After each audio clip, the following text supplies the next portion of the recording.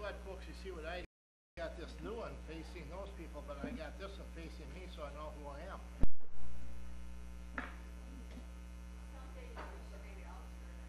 Yeah.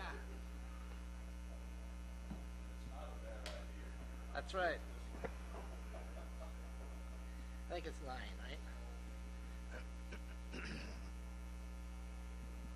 9? No. Well, I'm sure we need to get an early start here.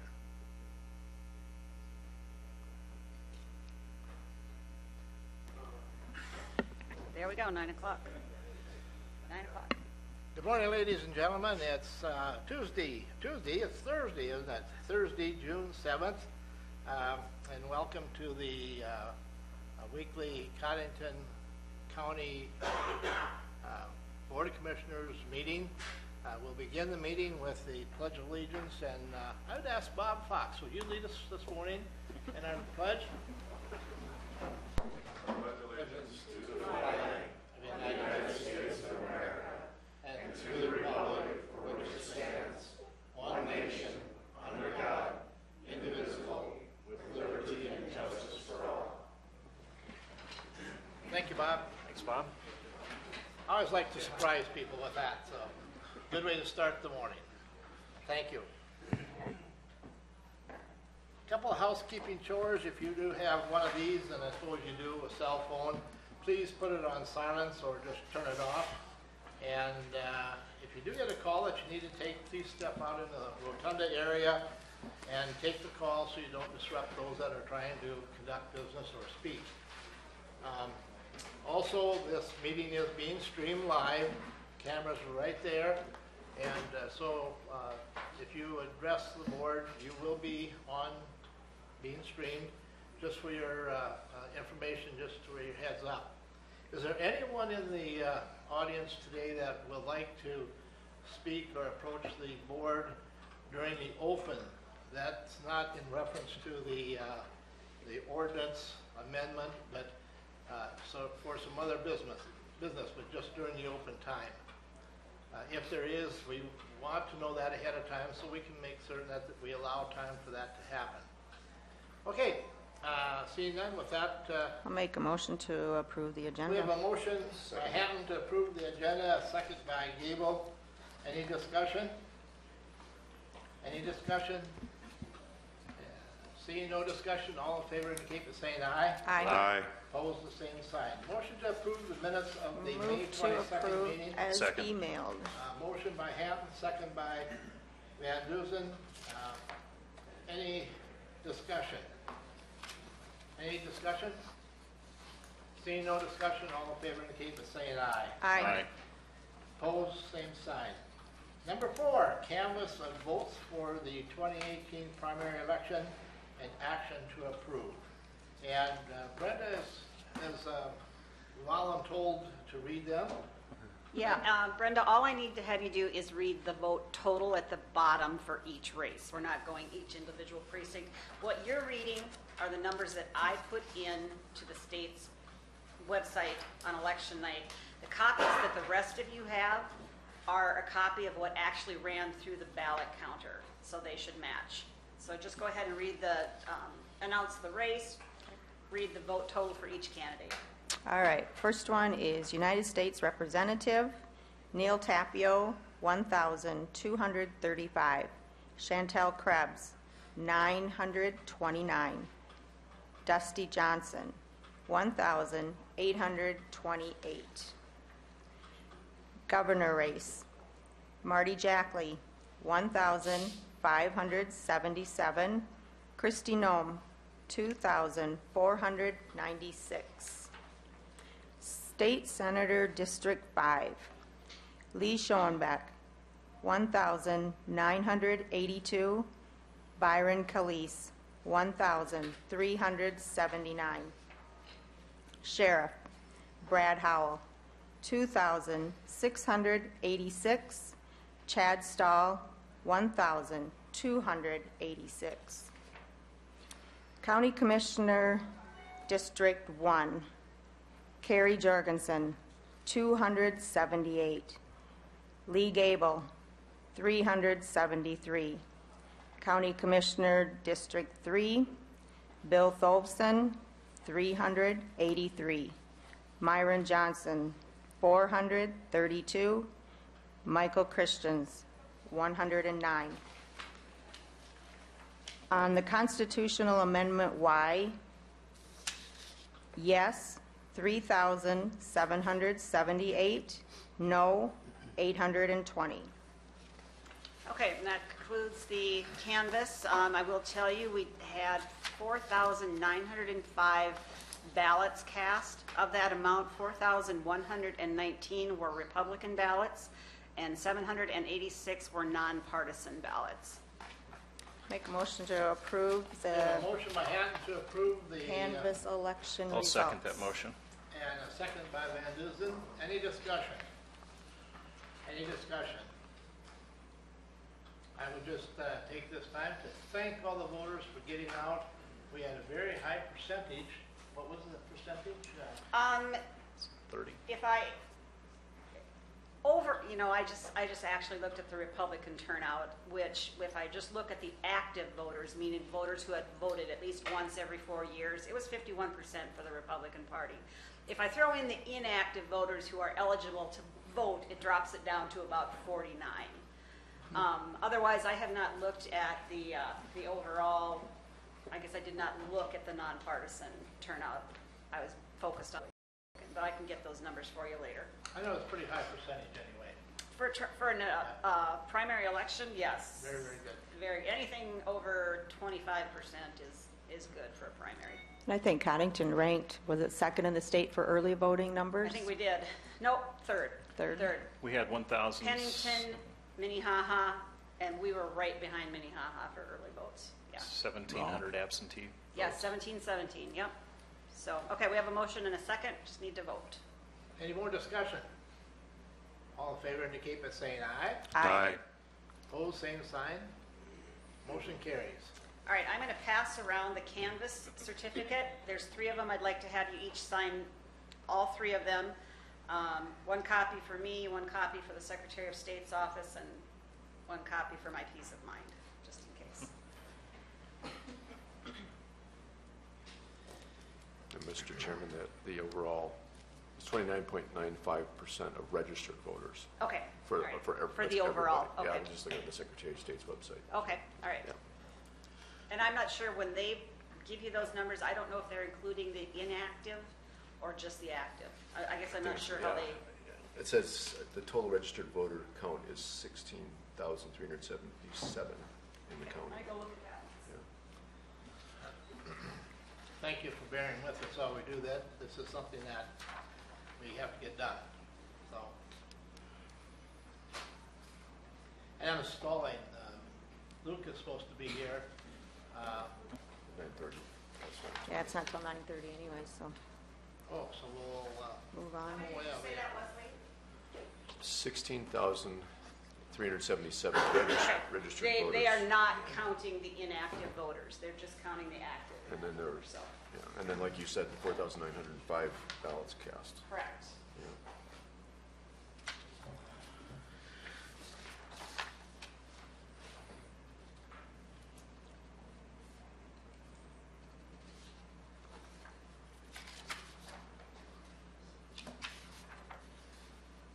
and congratulations to all those that came out as winners.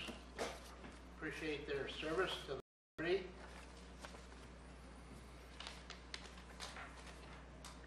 For their past experience and for the next 4 years or whatever the term happened to be. All right, number 5 or 4 on the agenda is, 5 is to discuss the ordinance, but that's not scheduled until 9:30. And so we have to hold off until then. So we're going to go ahead and go on to item number 6, and that's our monthly reports. And Jody? I They're don't not see here. anybody, I don't see either Probably of wait till the after. departments here. Jody and Veteran Service, neither one are here?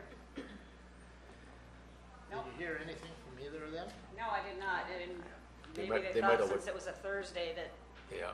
although I did send them the agenda. All right. I can We'll see. check with Maybe they'll Jody. hand up, hang, I'll- hang, or turn How up. about Milo? Is Milo here? No, he's there. Where is everybody this morning? I thought it was gonna be after 9:30 because of the number 5 on the agenda. Yeah, yep. Because we need probably to We approve can't, the we can't opera do number edition. 7. We can't do number 7. No, can't do number 8. We can do number 9. Yeah, so let's go on to number 9. Action to approve cell phone stipend for government building employees. And Cindy? this is for a new employee, Larry Merchant, who started in the maintenance department here at the courthouse a couple of weeks ago. Milo was requesting a $25 per month cell phone stipend for Larry. Those people are subject to being on call, and if we can't get a hold of them through the office phone, we quite often call them on their cell phones if we need something in the office. Make a motion to We have a motion approve by that. Hatton, a second by Waterman. Any discussion? Any discussion? Seeing no more discussion, all in favor indicate by saying aye. Aye. Opposed, same sign, motion carries. Terry was just here. Oh, here he is. Let's go into number 10 then. Discussion, possible action to implement final offer given to the Highway Employees Union. Item Morning, number Terry. 10. Terry? Morning, Terry. Thank you. You bet. Well, I'll begin with a little historical background on the union contract.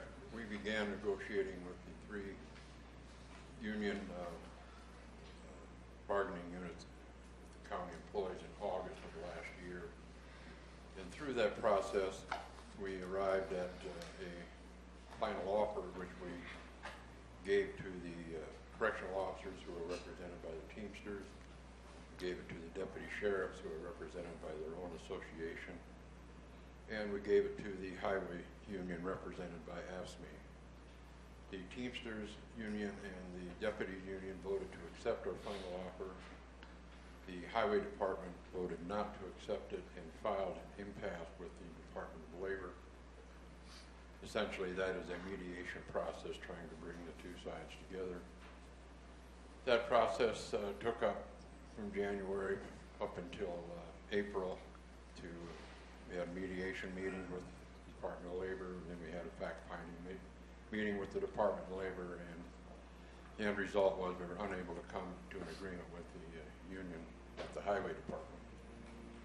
And according to the rules set down by the Department of Labor, after that process is completed, the management can implement the final offer. And that final offer would include a 1.5% pay raise. It includes an increase in vacation.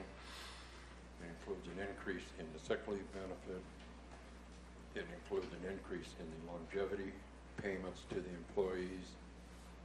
And that's about where we're at right now with the commissioners. I met with the highway union 2 weeks ago, and nothing was advanced toward an agreement at that time. So it's if the commission decides they want to, you can implement the final offer based upon what I understand the rules are. All right, board, you have heard Terry's explanation.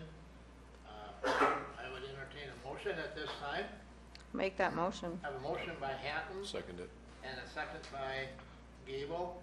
And that motion is action to implement the final offer given to the highway department. Is that correct? The same as what we gave our other union.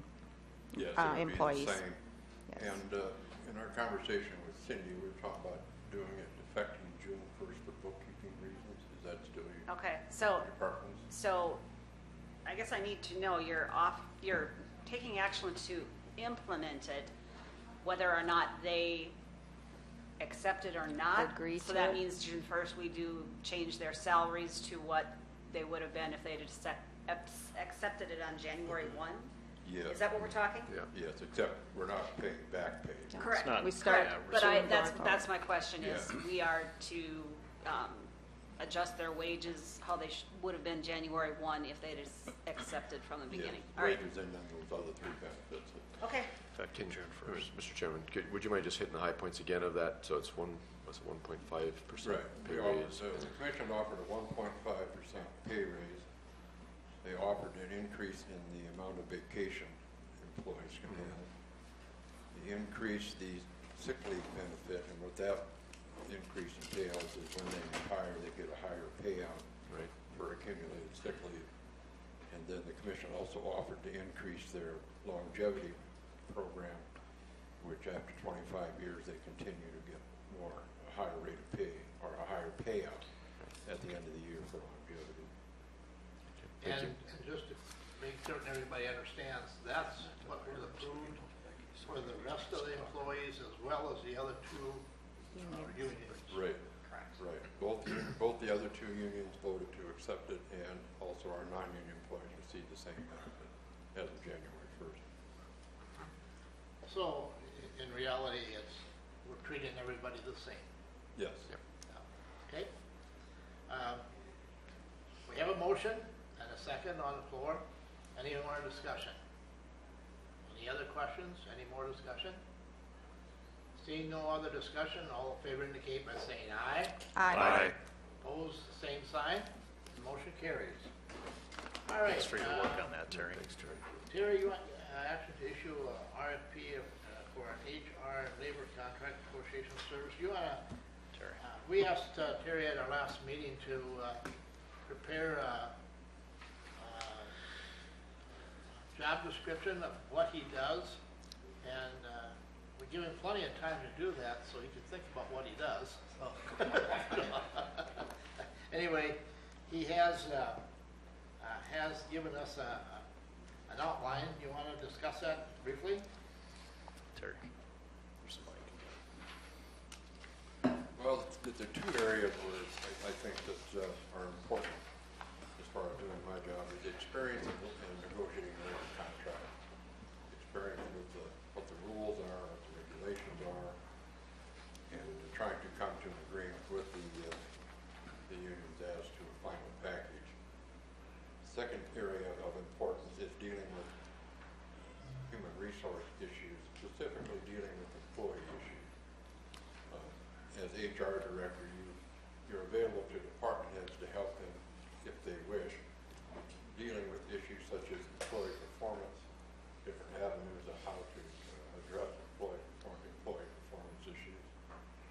If run into a situation where you have considered disciplinary action, the person needs to be able to know the rules and regulations and procedures that are accepted in dealing with employees when it comes to disciplinary action.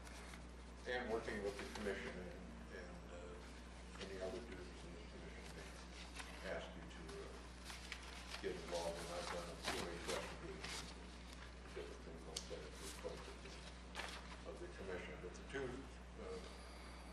points I want to emphasize, one is the union negotiation. That's not a place for on-the-job training. We don't know how to do that. And the other one is dealing with employee issues. All right, in your packet, you have a draft. Terry, I'll give you mine. It's on Is the- that it's on the what screen, you're too. proposing? That's on the screen too, so I put it on the Okay. screen, so. Some of us can't read on the screen. What was your question? Is that what you're proposing? Well, this was drawn up by Commissioner Gable. Yeah, Yeah. I looked it over. It looked like it met the needs of what you're looking for. So this, Mr. Chairman, if I might, I'll make a motion to approve this, to issue this RFP or advertise it. And then I can explain it. Okay, Yeah. I'll accept that motion. Is there a second to that motion? I'll second it. Okay, a motion by Gable, second by Hatton. Discussion. I would like to, the first thing in discussion, do we have to publish all that? I mean, Gable, can you shorten that up to a paragraph? It's not, it won't be a big publication. Okay. It'll be a legal notice type of thing, and it won't be that expensive. The challenge is when you're doing an RFP, I initially tried to do this as an advertisement for bid, which is a shorter format, but when you're dealing with services, and talking to Cindy, as well as looking at what the legislative audit office at the state said, you typically want to do an RFP for something like this. And so, then when you do that, there's a couple things that's required, such as explaining everything that's involved in the work, explaining how you're going to evaluate the different proposals, a timeline, anything that you want all proposers to know, basically. And then, so the state's attorney took a look at this, and also we ran it by our liability insurance folks as well. So, yeah, it is kind of long, but the law basically requires you to cover I these think things. rather than issue an RFP, could we just give the authority to advertise for the position? It's because of the sort of Well, we need- position, we need it's going to be a to- contracted I mean, position. that's what we're doing. That's what Yeah. we're doing with this. With But in simple language, that's what we're doing. in simple Yes. language, we're advertising this position by asking for people to look at the RF request for proposals. But I think the issue is, Mr. Chairman, is if we were just advertising for a position, a lot shorter, but when you're dealing with something where you're going to have a more competitive process and you're looking to companies or individuals, consultants that provide this kind of service, then you need to do it as an RFP, is my understanding. I just have a question. Terry, have you had a chance to look this over? Okay. The other thing that you could do is, you could advertise that the county is taking RFPs for this position, and then if you don't want to publish this whole thing, you would direct people to contact the auditor's office for the proper form That's that what I we're would, looking for. that's what I would. I mean, you can do it either way. You can do it either I way. just shouldn't do It's it entirely up to you. If we publish that whole thing, we're going to scare half the county off. Well, the idea is that it's helpful to us and it protects us by being very specific about what we want. I mean, that's they are that's going the to idea. have to follow this one way or the other, Yeah, whether so or not we publish we can- the whole thing or whether we just Yeah, hand we it can out to them. we can direct people to you or to the website. We can put it on the website easily. So Yeah. whatever. If the Whatever, concern is yeah. printing costs, then that's fine. So.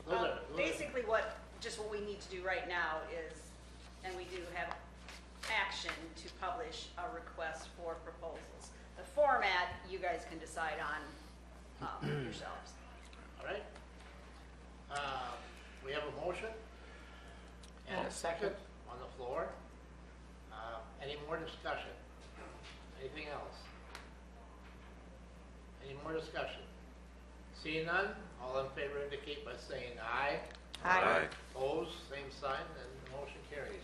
Mr. Yeah. Chair, I did get a note, or I texted Jody, she's at Farm Safety Camp with 85 youth this morning, so she will not be doing her That's report. our extension, That's your extension report. Jody. I forgot about that. 4-H. I got kids, grandkids down there. Bless her, she's with 85 kids. I wonder if she's Thanks, going to Terry. bring 85 back home. All right, let's go on then to number 12. Our state's attorney, Becky, she was right here. Where'd she go? We're getting towards meeting her, and she's coming. Here she is. Yeah, thank you, Becky. Anyway, we want to discuss, number 12, discussion possible action in response to amendment to the Sisseton Wapanan Tribal Gaming Compact with the state of South Dakota as proposed by the Sisseton Wapanan tribe. Just a little bit, and there's a sheet in your packet this morning. And a number of years ago, Cottington County, as well as Roberts County, went into an agreement with the tribe in reference to allowing them to put more machines in the casinos. It's a trade-off thing where we agreed that we would offer them fire protection, ambulance, and roads to get to the casino. Those were the three things. In a nutshell, you wanna take it from here? Hand her the mic, will you? In a nutshell, the new proposal that we've received proposes to increase the number of slot machines.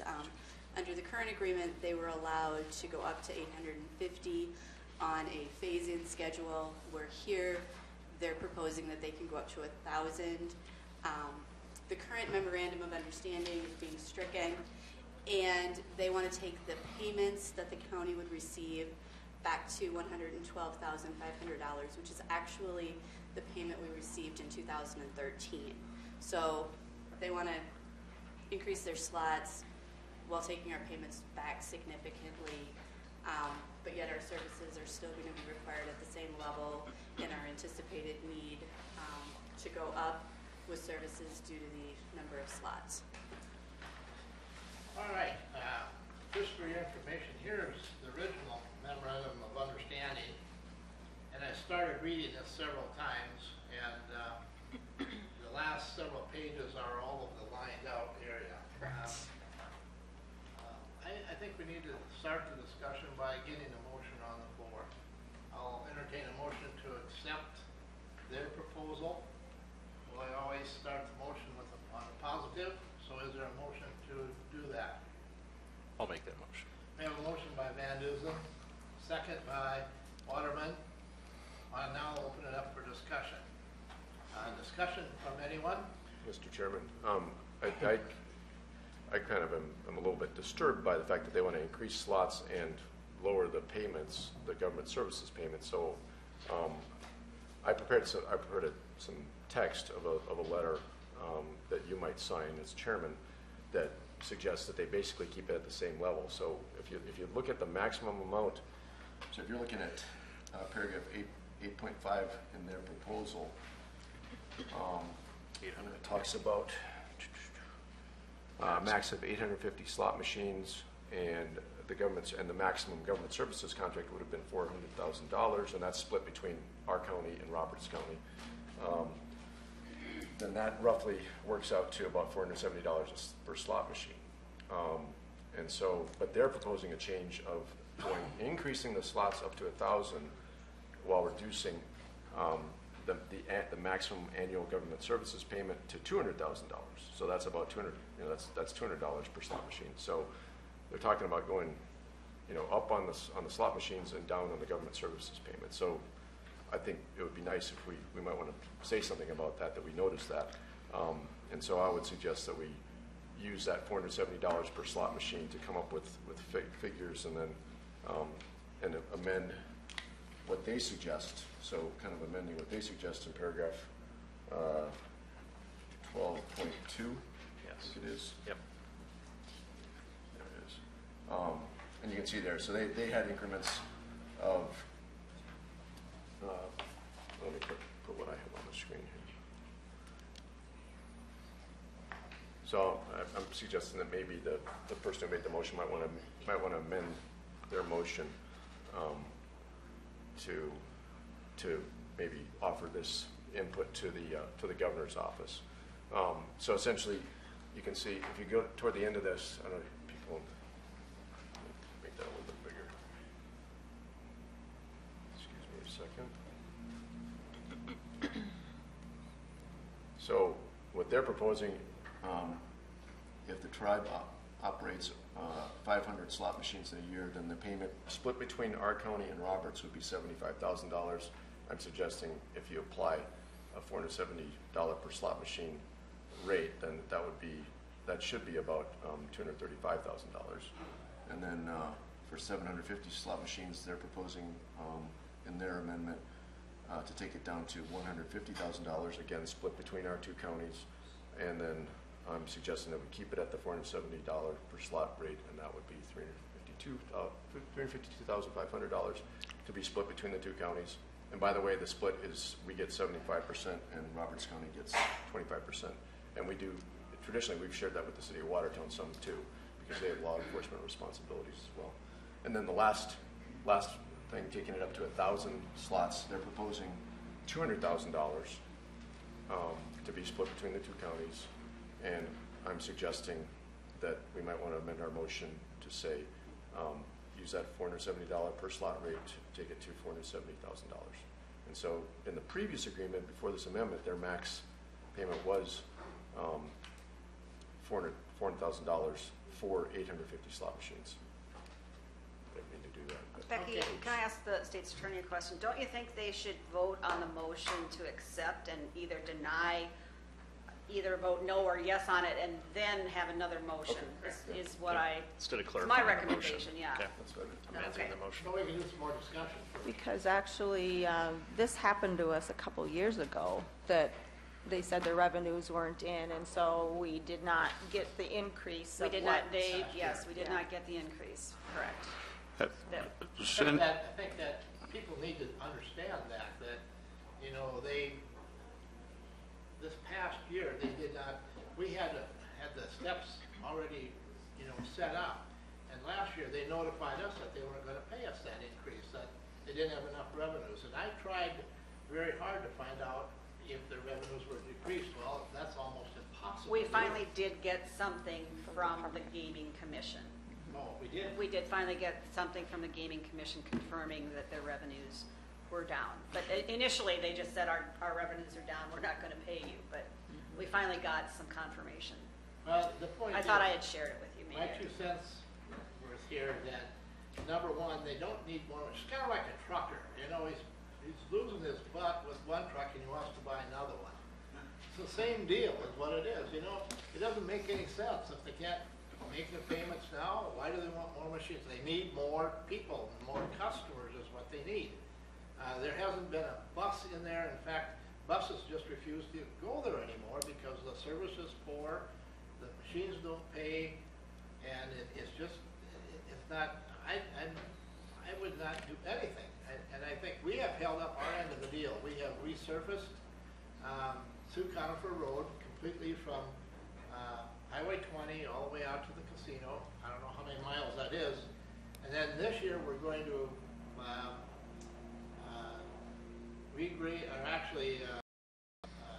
resurface the County Road 6 from County Road 11, Old 81, to a mile east of the interstate, and then from County Road 11 west to Highway 20. They're going to chip seal that. So we're putting a lot of money into those roads in that particular area. So we're holding up our, and I have never, ever heard any complaint about the fire and the ambulance service. I think the city has done an excellent job in responding to any of their requests, and so we've held up our end of the deal. By golly, it's time for them to hold up their end of the deal. There, I'll get off my box now. Mr. Chairman, just Yes, a sir. question for my understanding. Didn't they reduce, I'm going from memory, didn't they reduce the amount that they paid us a couple years ago? And are those figures that you got, Cindy, was that verified by a CPA, or are those verified numbers? Verified by the Gaming Commission, yeah. The contract was written up that we would get such amount of dollars in a certain year unless, and this was part of the contract, unless revenues declined.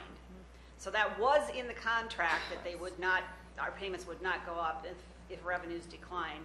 So we got a letter saying they were going to be paying us the same amount as the prior year because revenues had declined. And they didn't offer any evidence that revenues had declined. And finally, the Gaming Commission did send a report, which I thought I had shared with you. Maybe I did not. I remember That maybe it was our conversation, but yeah, showing that their revenues were down, were in Well, fact down. just a little further input, and you led into it, Mr. Johnson, is the fact that the roads are more expensive all the time, and so we'll have more costs involved. Correct. Also in my reading, and I can't put my finger on it right now, I should have noted it, but this is not a contract. It's a memorandum of understanding, so that they can back out of this as well. Even their current offer that they're giving us, they can just say, well, we don't have enough money, you know, and it's a pretty wishy-washy deal. Well, you know how I feel now. You know, this contract is really not being offered to the counties either. This is an amended gaming contract With the state. compact with the state. So it's Yeah. really not an offer to us, No. but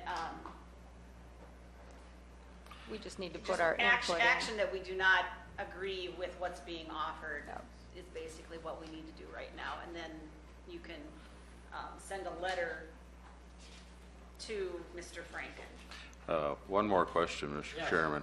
So what, essentially, the way it's written now, if they say they're not making any money and they send us $10, then we just got to accept it. If they send us the payment according to the contract from previous years, yes. It is higher than $10, but yes. But, yeah. But yeah, I understand what you mean, yes. All right, any more discussion? We have a motion and a second on the floor. Mr. Yes. Chairman, could you say what the motion is again, just to make sure we're clear on what we're doing at this point? Okay? Well, that's where this gets kind of funny, because you made a motion to accept the offer, which we really haven't had an offer. The motion maybe should have been to notify the general counsel for the state of South Dakota that you are not in favor of this amended gaming compact. Okay, I'll amend that motion Yeah, to to notify. that verbiage. Okay. Yep, to that you notify are- That this board is not in favor. AJ Franken, General Counsel. Is not in favor With your- of the amended gaming compact. Sorry. With those comments? I mean, that's there, Mr. Chairman. Is that if I a could- second motion? Is that a different motion? Well, you could, okay. Amend your motion, and Brenda agrees to it. Okay. All right, we do Motion have is an amended. amended motion now. And what will that amended motion say? That the This- Cottington County does not agree to the amended gaming compact from the tribe to the state of South Dakota. And perhaps, I mean, I would suggest, I know we're in the midst of But I framing a think that motion. should come Should be separate. separate. Okay, Let's keep all that right, whole Yeah, all right. let's just go with this Okay. motion for now, yep. Okay. Any more discussion?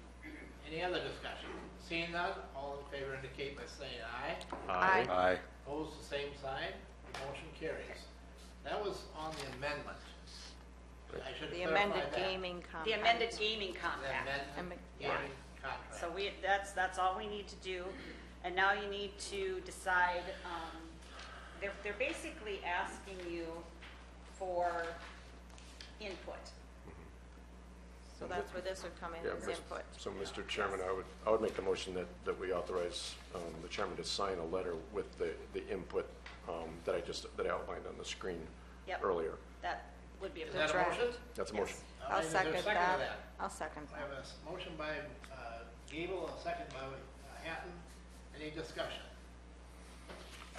Any discussion? You've all had a chance to look at it. You want to study it a little bit longer, or any discussion? Any discussion? Mr. Chairman, I would, if there's little tweaks or something that somebody sees, I'd entertain. The only thing I'd like to amending do is that put motion. a zero behind all those numbers. But I don't think that's good. Looks goodly. Thanks for your work on that. Any other discussion? All in favor indicate by saying aye. Aye. Opposed, same sign. Motion carries. All right. Thank you for Thanks. wading through that with me. Let's go back to the agenda. And Luke is here. We're past 9:30.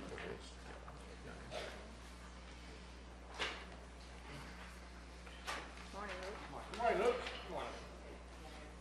I've asked Luke to come in during our public hearing portion here. And I also asked Luke to represent us as our parliamentarian this morning. So we'll be asking and leaning on Luke to give us direction so that we don't have a backlash in years to come down the road. So we are doing this correctly. That being said, Luke? What agenda item? 5. Agenda item number 5. Agenda item number 5. Well, thanks. Is this on? It's on. Forget about that. The next item on the agenda is, we're at 9:30, it's discussion on ordinance 68. As you recall, and I'll just frame where we were at. Last meeting, not last meeting, back in May 7th, I believe was the day of the meeting, is that correct? May 8th, the county commission held second reading and public hearing on ordinance number 68, which is an amendment to the zoning ordinance of Cottington County, amending wind energy systems regulations. After the public hearing was closed, a separate motion was made to postpone any discussion on the matter so that a public notice could be published in reference to an amendment that Commissioner Gable anticipated on making. We need to have we need to publish a notice on any sort of amendment if the plan is to amend anything that was recommended from the Planning Commission or beyond that Planning Commission stage. And so that is what the county did, is published a notice. We are more than 10 days from that last notice. And so at this point, from a parliamentary procedure standpoint, the item is on the table. We're back where we were at the May 8th meeting at the discussion phase, and Commissioner Gable is open to make that amendment if he so chooses. If there is a second, I think it would be appropriate for him to give a full description of that amendment. Once the vote is done on that, once we hold a public hearing, again, the board will discuss that amendment itself and then vote on that. The vote itself, in order to pass, would take 4 out of 5 votes of the commission to pass the amendment itself. And then once that amendment has been handled, whether it passes or fails, then we'll be back to the main motion, and we'll be back to discussion there. It's a lot to take in, but there we are. I'm here, and I can walk us through step by step if need be. Thank you, Luke. All right. That being said, then, Mr. Gable, would you like to make that motion to amend the ordinance? Yeah, thank you, Mr. Chairman. So I make the motion to amend ordinance 68, and this is Is by. there a second to that motion? I could describe the whole motion. I can describe the whole motion. Okay. First. So it's basically simply amending paragraph 2.1, table 5.22.03.2. I'm sorry that I would show this on the screen, but I'm having issues with this. But essentially, that amends the setback for a wind turbine for participating residences. It would be and this is for pertaining to wind towers above 75 feet. So it would be the greater of the manufacturer's recommended safe distance, or 550 feet, plus 2.5 feet for each additional vertical foot more than 500 feet in height, and that's for participating. For non-participating, occupied residences, businesses, churches, or schools, the greater of the manufacturer's recommended safe distance, or 4 times the height of the tower. So those are the key changes that I'm proposing in that motion, Mr. Chairman. Is there a second to that motion? Second. A motion, second by Commissioner Waterman. That being said, now we will open it up to the public hearing portion. Do we have a list of those? Go ahead. Unless was there more that Commissioner Gable needed to do? Are you done? I can elaborate. I had some slides, but I guess I'll just have to explain it verbally. So, Mr. Chairman, if I could explain a little bit of why I'm proposing this motion. So, number one, using a multiple of the. So you have this is basically the amendment. That's basically the amendment. I'm just going to give the why. I had some slides, but unfortunately I can't get them to work. So number one, using a multiple of the height of the tower, I believe will make the ordinance more durable, because as tower heights change, as technology changes, no matter what that multiple is, we're talking about simply 4 times the height of the tower. So, or the manufacturer's safe distance, so it adapts to the different models of tower and tower technology over time. I think this is a bit more balanced compromise. I think the Planning Commission did an excellent job in Ordinance 68. So this is only talking about the setback part of that. So you have excellent provisions within Ordinance 68 addressing things like shadow flicker, decommissioning, the aviation detection lighting systems, all those kinds of things that the Planning Commission did a great job on. And I would say that the setback is also better than the current Ordinance 65.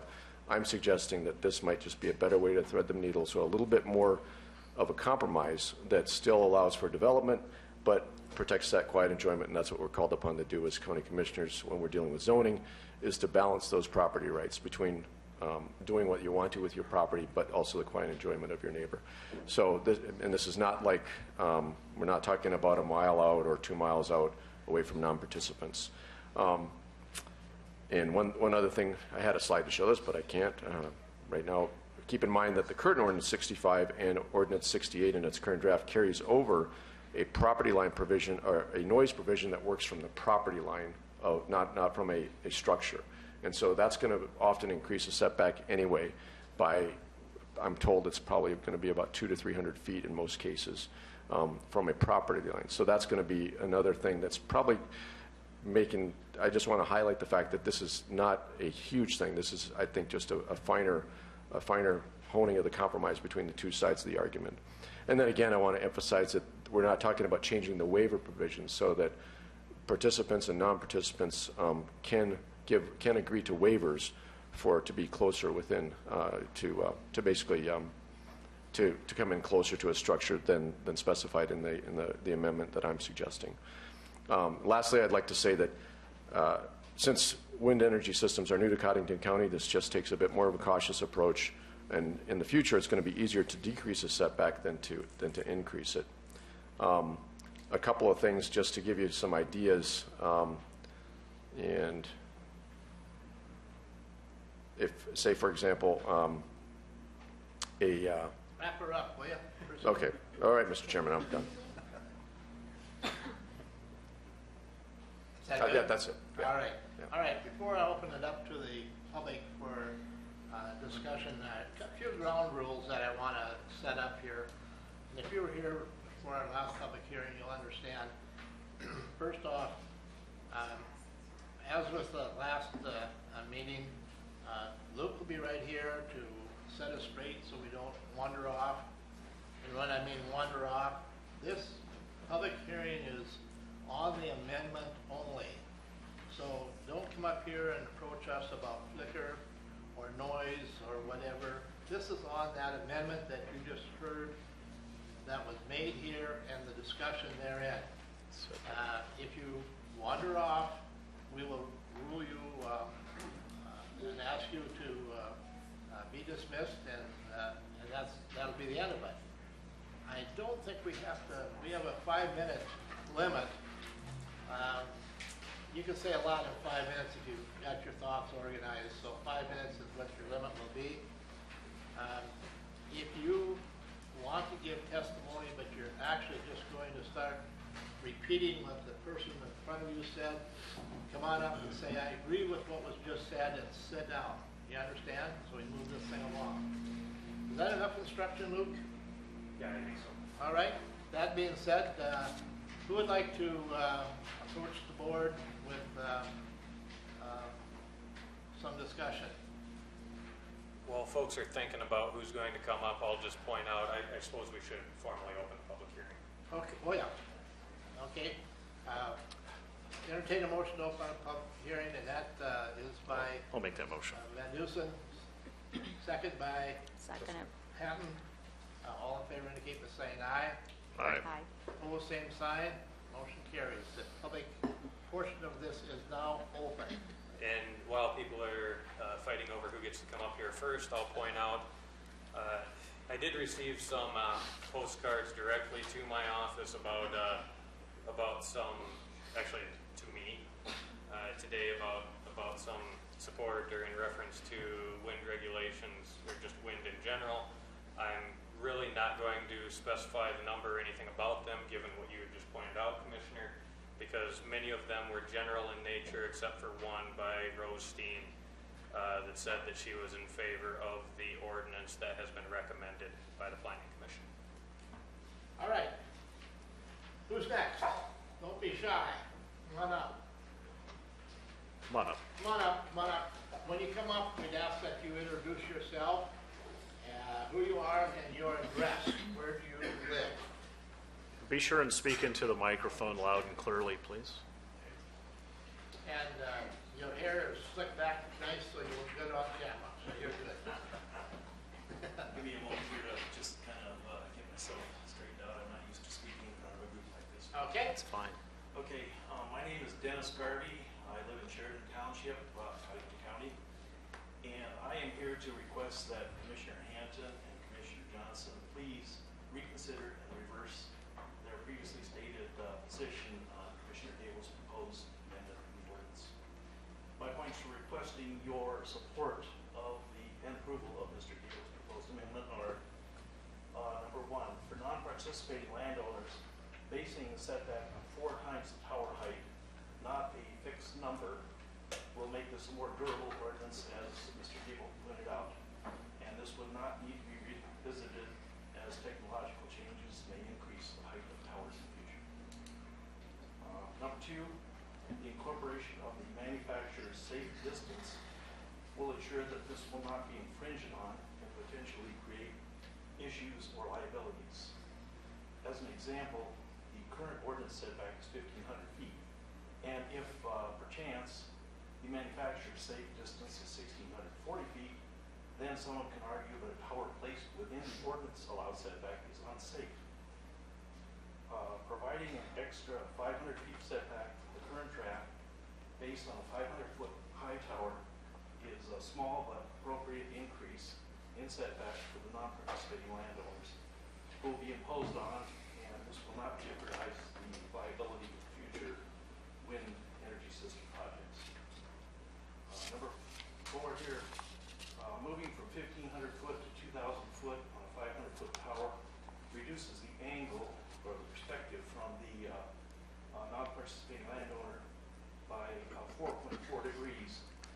And to me, this will be important because if you're a non-participating landowner in surrounded by a cluster of these towers, it's going to give you a less intimidating feel, but you wouldn't have these huge trees all around you. So, number 5, we all understand and appreciate the long hours and the hard work the Commission has put into the revision of this ordinance. But as elected officials, please also consider and understand that you are representing all of the landowners of our county, not just those that will reap the benefits from the wind energy systems. Respectfully submitted. I thank you, Dennis. Thank you, Dennis. Thank you, Mr. Garvey. Thanks. You stuck to the point. Appreciate that. G-A-R-B-E-Y. Who's next? Any others? Anyone else? Next.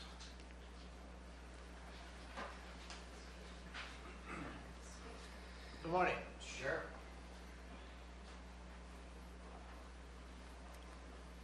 Again, please state your name and your address. Please grab the mic. Oh, sorry. Speak into the mic. Thank you. Mr. Chair, County Commissioners, my name is Dr. Christopher Olson. I reside near Toronto, Ontario, Canada. I am an expert here on behalf of Nextera in human health and proper siting of wind projects. I've been doing this for about 10 years. I had the pleasure of appearing before some of you in the Planning and Zoning Commission over a number of times during the change in the adoption of the new ordinance language. I submitted a letter to the Planning and Zoning Commission on health-based science for proper planning. I believe that the ordinance as adopted by the Planning and Zoning Commission is a science-based. It will be ensure the protection and health of your residents and everybody around. And I also then provided a letter to you as commissioners on May 4th that had a little bit of additional information backing up the work that the Planning and Zoning Commission did. I do not believe that going to 4 times the turbine height for back to a residence affords any greater protection for the residents in your county.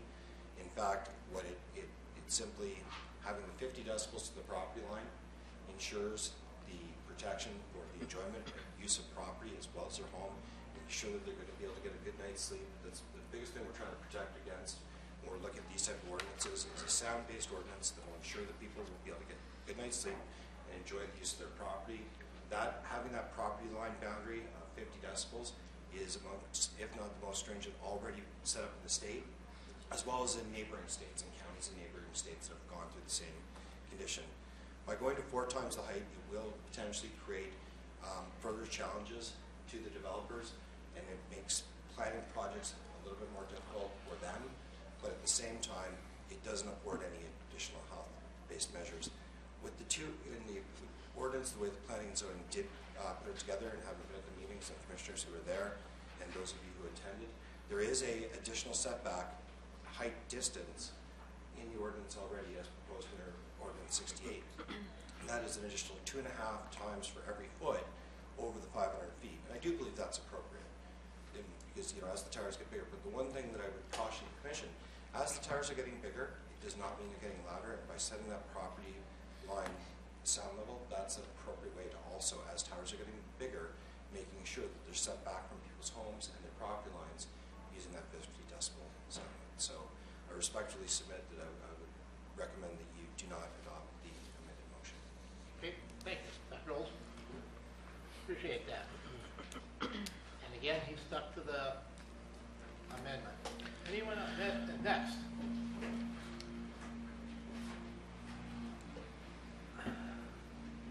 And talk right into the mic, give us your name and your address. My name is David Wistbett. I live at 1408 South Lake Drive, Watertown, South Dakota. I was contacted by some people from the energy company, just so to qualify. I've never worked for the tower companies. I've never worked for the wind energy. I spent 30 years working for the subcontractors that repair it. And my job was to take the generators down and replace them. The reason why I'm here, of all the landowners and stuff that we dealt with in Mason City and Storm Lake, Iowa, and Lakeland, never saw a farmer who wasn't happy with having one of them on his property.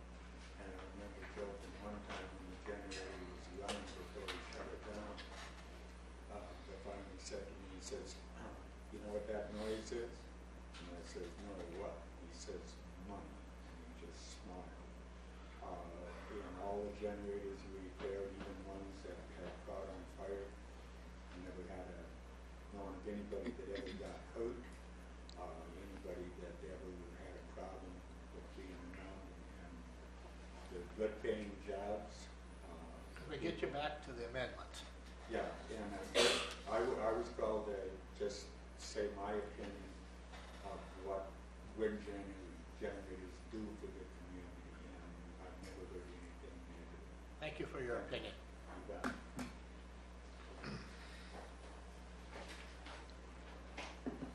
Dave drifted a little bit on us there, so we hope that we can keep you on the subject of just the amendment. Mr. Chair, just like to remind folks to please talk into the microphone, okay? I know if you're not used to that, it's something you have to get used to, but our media folks need to have that sound on the audio feed, so please talk into the microphone. Thank you. And then we got that lawnmower out there. Anyone else? Please come forward. Come on up. Again, introduce yourself, where you live, and talk right into the microphone. Good morning. Good morning. Amber Christensen. I live in Waverly Township, Cottington County. I'm here to actually support Lee's amendment. I think that he's really tried to do a good compromise, and I appreciate that. I don't think the current setbacks that are being proposed in the ordinance are far enough. I appreciate how Clark County did theirs. They went and actually drove and... Let's stick to our amendment. I am, actually. I'll get back to it then. Thank you. Yeah. So Clark County went 3/4 of a mile away till they couldn't hear them, and went 3/4 of a mile. And that's where they set their ordinance, and I thought, well, there's some good science right there. Dr. Olson said that there's some science backing his information, and I don't think that you should listen to that particular phrase, since there really isn't any science introduced in this amendment at all. And I don't think you need to center your ordinance around this project or any project that's currently proposed in Cottington County. I don't think you need to go to a specific company trying to appease the company, because we're trying to set it for the whole county for the future, not just a project that's being proposed. The safety is very important, and the turbine height is relative to the safety. The blades that this particular project that's being proposed, they're 218 feet. They can throw ice, they can throw blades a half a mile. So, and when they throw a chunk of 1 pound ice is propelled as fast as a bullet, a 1 pound chunk of ice. That's important to us. So, I just want to support that amendment. I thank you for your time. Thank you, Amber. Thank you. All right. Next, we have a gentleman. Come on up.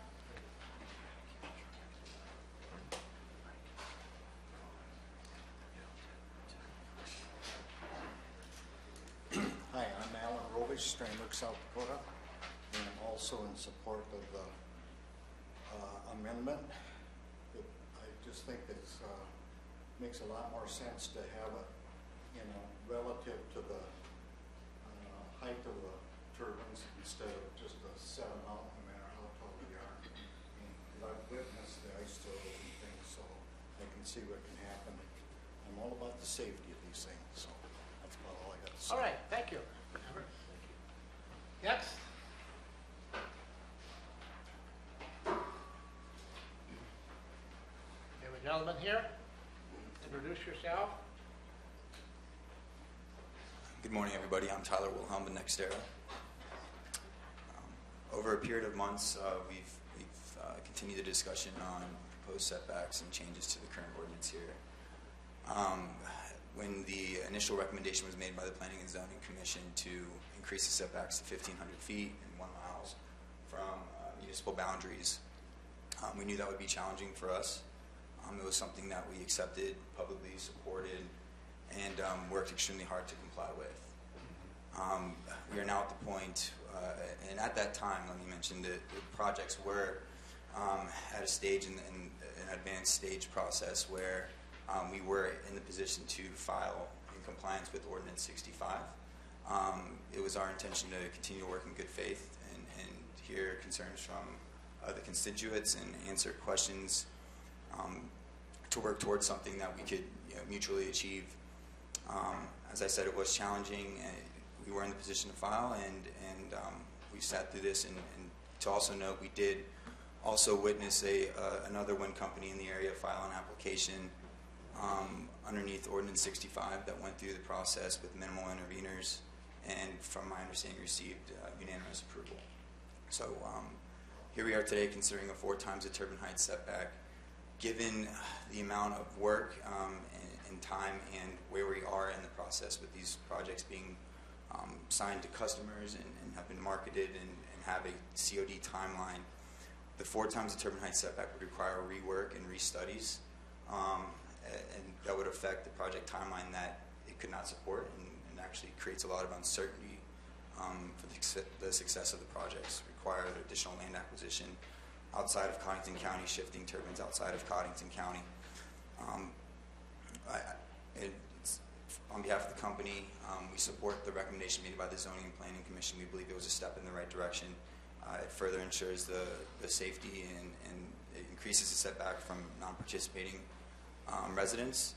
And it also allows us the flexibility to work with those who are participating to ensure that we are siting the turbines in a manner that is compatible with their farming and current operations on the property. I request that we do not move forward with the proposed amendment and continue with the recommendation made by the Zoning and Planning Commission. Okay, thank you, Tyler. Anyone else? Others? Now's your chance. Any others? Anyone else? Come on up, Mr. Mack.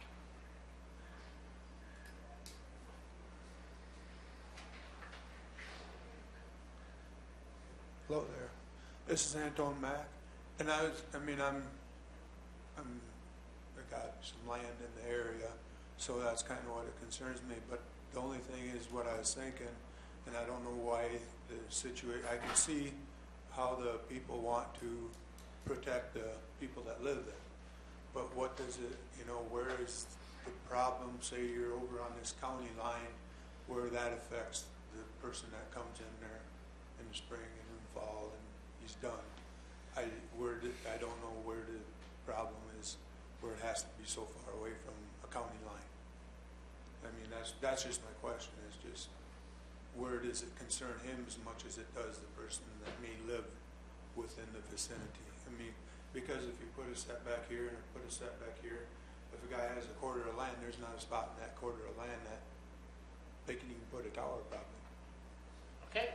Okay, that was just Thank you, my Anton. speak. Anyone else?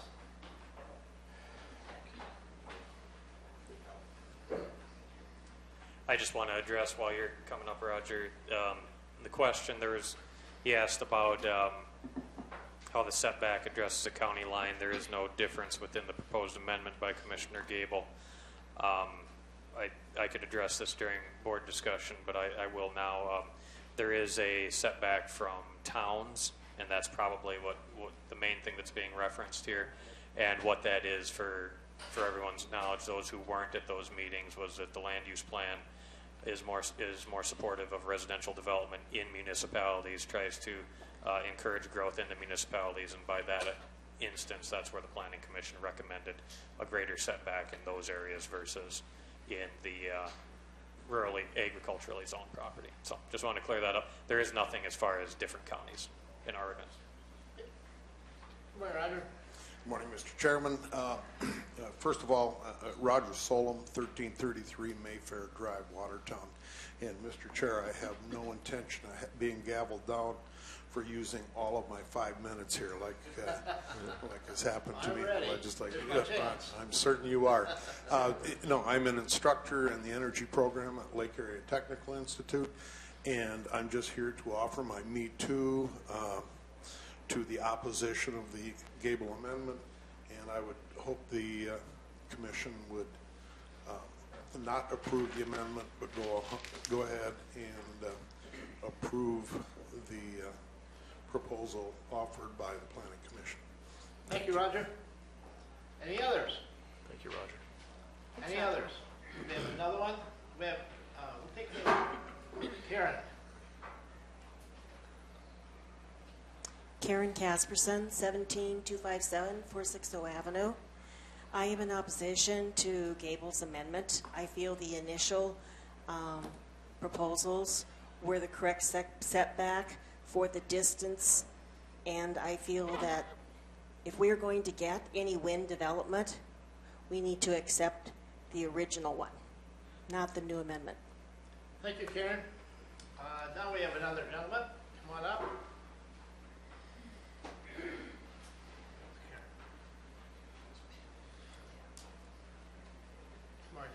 Morning. Dan Kaz, South Shore, South Dakota. I guess I want to voice my support for Lee's amendment. I'd like to see more than that. However, it's a step in the right direction. That being said, I've heard a lot of talk between the P&Z and even this commission about all the time that was spent putting into the planning and zoning. With Lee's amendment, you're not going to have to do this next year when the towers get bigger. Right now they're talking 500-foot towers. The future, 800, could be 1,000. You're going to be back to spending hours upon hours and weeks upon weeks doing another amendment to the amendment to the amendment. With Lee's amendment, it's a done deal. Thanks. Thank you, Dan. Others? We have another one? Morning, Leo.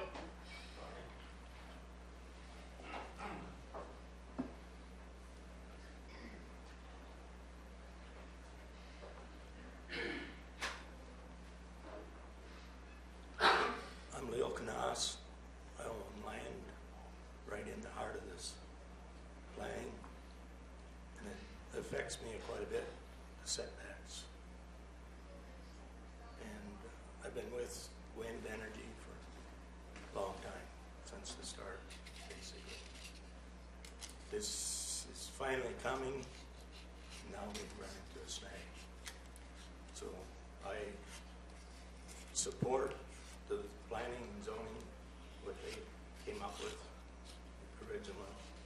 I do not support the amendment. Okay, thank you, Leo. Next.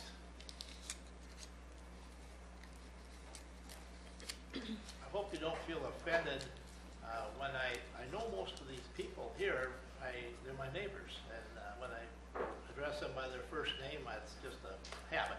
Come on, you'd like to speak again? Can we do that? We got time. Only take 20 seconds. Okay, you're on the clock. You introduce yourself again, though, would you, please? Okay, David Rispett, 1408 South Lake Drive, Watertown, South Dakota. In the 10 years I worked repairing windmills, I never heard of ice flying anywhere. The ice doesn't build up on it.